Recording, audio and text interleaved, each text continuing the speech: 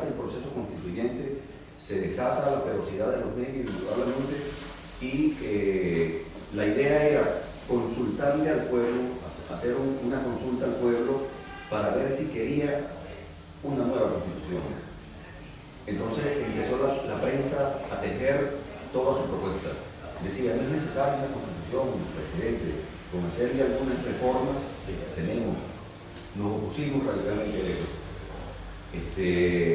Y se hace una consulta y el pueblo dice, sí, queremos una constitución. Entonces empezó un proceso de consulta. Yo recuerdo que en mi condición de trabajador sociocultural de un estado bastante apartado, yo participé en 32 reuniones para hacer esa constitución. Y eran mis vecinos, y eran los campesinos, y eran los estudiantes. Y eran no era nada académico. Nada académico. Era del pueblo. Allí se planteó una de las luchas que siempre son la trampa de estos sectores especializados siempre en cosas que decía, bueno, pero los pueblos no hacen constituciones, son los constitucionalistas.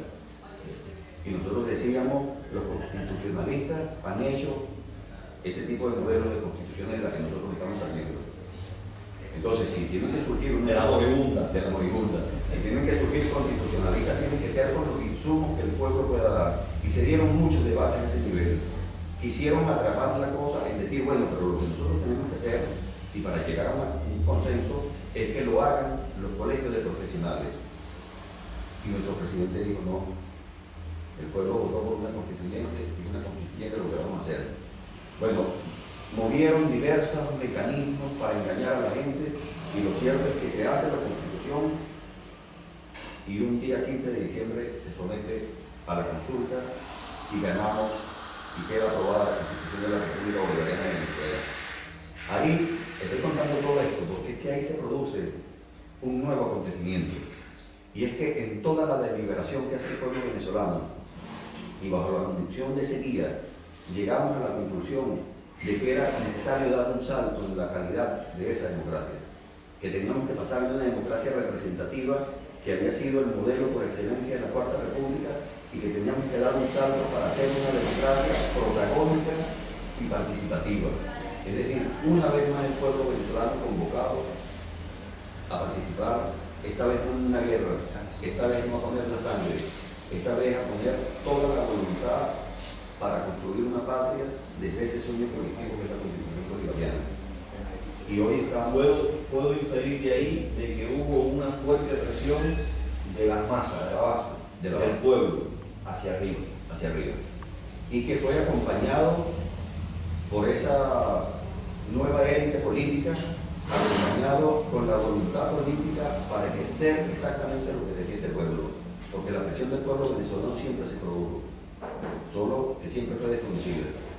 Entonces, lo que está pasando hoy en Venezuela, en línea general, antes de llegar a hoy, en aquel momento, la percepción que nosotros teníamos desde fuera es que independientemente de los factores internos que se movían en un sentido y en otro dentro de Venezuela, habían factores externos que estaban propiciando y apoyando a los sectores más reaccionarios. ¿Cómo se vivió eso allá adentro? Me refiero concretamente al imperialismo. Sí. Para no estar jugando mucho. Concretamente, la impresión que teníamos nosotros desde fuera es que había una intromisión directa financiando organizaciones extrañas que aparecieron por ahí, movimientos llamados organizaciones no gubernamentales y demás. ¿Qué papel jugaron estas? Bueno, una de las características de los acontecimientos de lo que es las elecciones, donde el presidente Chávez queda electo como presidente, es que eso derrumbó todo el poder de los partidos tradicionales venezolanos y quedaron a la deriva con una gran descalificación frente al pueblo, que un partido gobernante como Acción Democrática que tuvo una gran influencia en el pueblo venezolano en su determinado momento, ha llegado en procesos electorales a tener el 2%. ¿Y qué hizo? Descalificado. Claro, descalificado. El primer ataque que ellos lograron articular contra el presidente, como no lo podían hacer desde plataformas políticas, fue descalificar el estilo de ese hombre para hacer política. Y hay algo muy importante que a mí me gusta siempre señalarlo, porque dentro de los intelectuales venezolanos tenemos el caso de Ludovico Silva. Ludovico Silva es un filósofo que él señala en esta discusión sobre la ideología. Él era muy crítico, que estaba con la izquierda, porque él decía que no existía una ideología obrera, que la ideología era un fenómeno propio de las sociedades divididas en clases, que para ocultar la naturaleza de la explotación del hombre por el hombre en la estructura de la sociedad, en la superestructura donde está el Estado, la justicia, el derecho, la educación, la religión, todo eso estaba impregnado de la ideología que tenía como propósito ocultar la verdadera naturaleza de esas relaciones sociales, y que en esas sociedades el arte comprometido era de contracultura, él lo llamaba así, y que la contracultura era todo aquello que desnudaba esas contradicciones internas, que develaba para los seres comunes el verdadero origen de la propiedad de la tierra. Entonces, Chávez es altamente contracultural. Por decirte algo, él llega a la presidencia cuando dice lo de la Constitución. Se empezó a diseñar en el laboratorio mediático del imperio el irracional. Entonces, es militar, es golpista, por lo tanto violento, y de paso es bruto. Es un hombre imprudente. Se perdió la majestad de la figura presidencial. Y en sus locuciones le decía al pueblo: yo soy un vendedor de arañas cuando era niño en mi pueblo. Y entonces eso era un escándalo para esa estética burguesa. Pero eso le permitía, cada vez que se armaba el alboroto, le permitía entonces debatir. Decía, las constituciones, sí, las constituciones, estas le hicieron los 5 personajes, fulano, mengano, para proteger tales y tales y tales intereses, y el pueblo le quedaba claro. La iglesia levantaba la palabra porque es un imprudente, ¿cómo es posible que hable así? Eso es una cosa del demonio.